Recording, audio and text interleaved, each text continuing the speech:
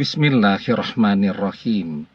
Assalamualaikum warahmatullahi wabarakatuh.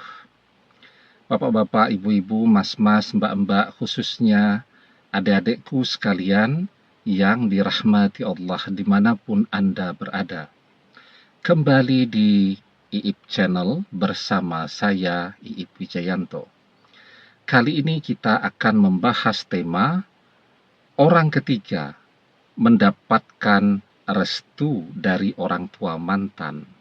Apa yang harus kamu lakukan agar mantan kembali kepadamu lagi? Ya, tentu sangat berat ya. Ketika mantan mengkhianati kita demi orang ketiga. Dan ternyata orang ketiga ini juga mendapatkan dukungan penuh, mendapatkan restu dari orang tua dan keluarganya mantan. Bagaimana nasib dan masa depan hubungan kita dengan mantan? Masih adakah peluang bagi mantan dan kita untuk bisa kembali bersama-sama lagi, ya? Nah, jadi sesungguhnya semua orang kan berusaha ya, termasuk ya orang ketiga ya. Orang ketiga itu juga berusaha. Ketika dia merebut mantan dari kita, dia juga berdoa ya, agar kita dan mantan berpisah selamanya. Dia juga berdoa agar mantan juga bisa menjadi jodohnya selamanya.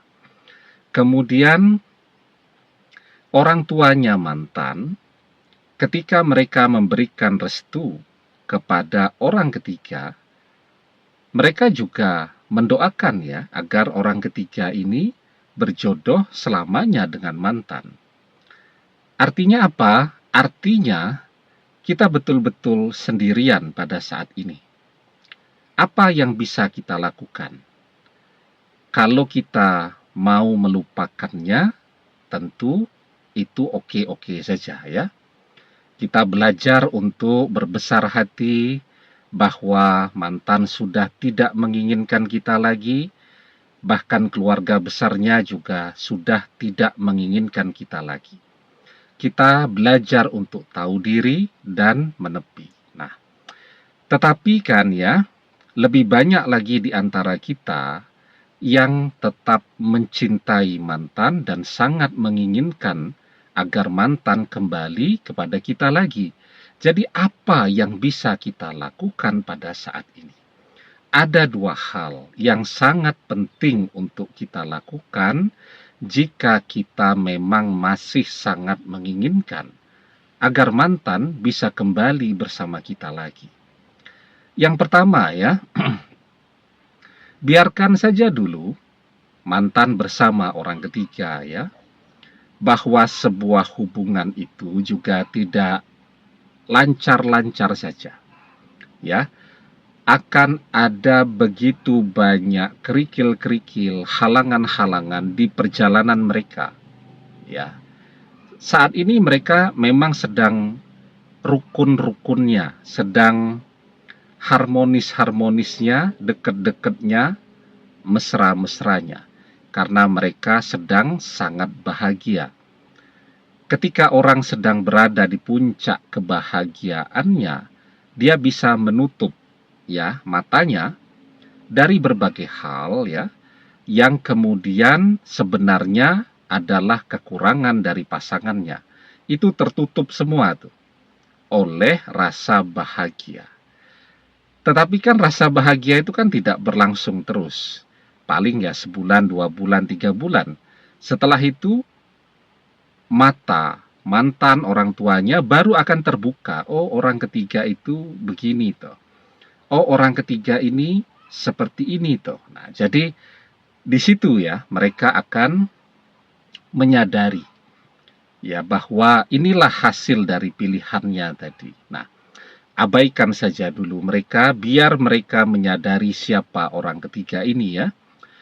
Yang paling penting kita lakukan pada saat ini adalah tidak menyia-nyiakan setiap detik, setiap waktu yang kita miliki ya, untuk mempersiapkan diri agar ketika mantan dan orang ketiga berpisah, kita adalah calon yang paling layak ya untuk bisa diterima mendampingi mantan ya. Jadi jangan sia-siakan waktu kita. Jadi waktu kita sekarang kita gunakan fokus ya untuk mencari uang sebanyak-banyaknya. Karena mantan itu bisa kita taklukkan dengan kekuatan ekonomi kita, kekuatan harta yang kita miliki. Zaman sekarang siapa sih orang yang tidak mau hidup enak? Kalau ada dua pilihan, yang pertama nih orangnya ganteng, pokoknya sangat menarik lah, ya, tetapi tidak kaya atau miskin. Yang kedua, orangnya tidak menarik, ya, tetapi kaya raya. Kalau zaman 50 tahun yang lalu, orang akan memilih yang ganteng, walaupun harus hidup susah bersama. Tapi kalau di zaman sekarang, orang akan memilih yang kaya raya. Performanya, penampilan yang tidak menarik itu tadi akan tertutupi dengan banyaknya harta dan fasilitas yang dia miliki. Itu mantan. Orang tuanya apalagi, ya. Begitu orang tua mantan ini melihat betapa kayanya kita, betapa mapannya kita, betapa bagusnya keadaan ekonomi kita, kita bisa membelikan apapun yang mereka mau, itu justru orang tuanya mantan yang akan tergila-gila kepada kita dan memaksa kita dan mantan untuk segera menikah secepatnya. Mereka yang akan takut kehilangan kesempatan hidup enak jika dapat menantu seperti kita. Ya. Nah, jadi yang pertama itu, manfaatkan waktu sebaik-baiknya untuk bekerja sekeras-kerasnya, mencari uang sebanyak-banyaknya.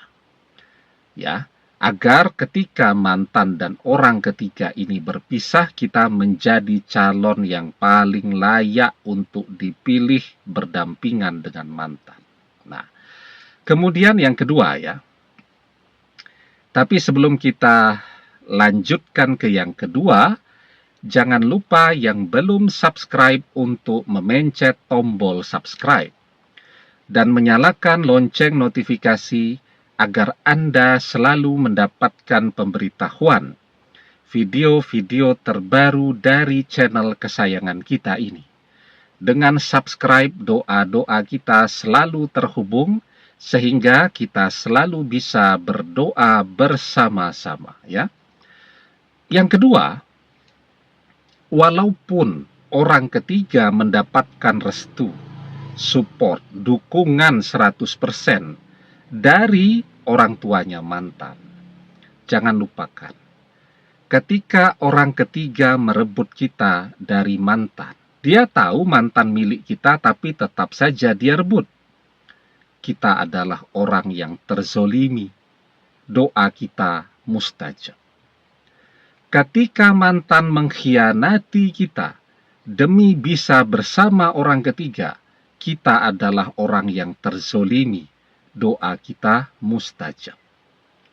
Ketika orang tua mantan ya ikut campur dalam hubungan kita dan mantan, memaksa mantan untuk berpisah dengan kita, kita adalah orang yang terzolimi, doa kita mustajab.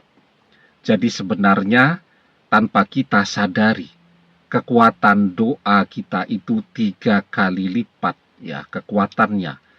Ya, tingkat terkabulnya, mustajabnya itu 3 kali lipat. Ya. Kecepatan terkabulnya pun akan 3 kali lipat lebih cepat ketika kita bersungguh-sungguh untuk berdoa agar mantan kembali kepada kita. Nah, kalau mantan kembali kepada kita kan dia harus berpisah dulu tuh dengan orang ketiga. Karena itu, yang pertama tadi, manfaatkan setiap detik yang ada untuk bekerja, menabung sebanyak-banyaknya. Yang kedua, manfaatkan setiap waktu yang mustajab ya untuk berdoa agar mantan segera kembali kepada kita, karena kita sebagai orang yang terzolimi, doa kita mustajab. Maka di dalam sebuah hadis kita diajarkan, dakwatul mazlumi mustajabah wa in kana fajiran fafujuruhu ala nafsih. Doa orang yang terzolimi itu mustajab, terkabul. Meski yang berdoa itu orang yang fajir. Orang yang fajir itu adalah orang yang gemar bermaksiat. Karena kefajiran yang dia lakukan itu dosanya ia tanggung sendiri. Tetapi karena dia orang yang terzolimi, dia berdoa apa saja untuk orang yang sudah menzoliminya, doanya terkabul. Karena itu kita berdoa dengan sungguh-sungguh agar mantan kembali kepada kita, agar orang tuanya merestui kita dan mantan. Demikian, semoga bermanfaat. Wallahu a'lam bissawab, billahi taufik wal hidayah. Assalamualaikum warahmatullahi wabarakatuh.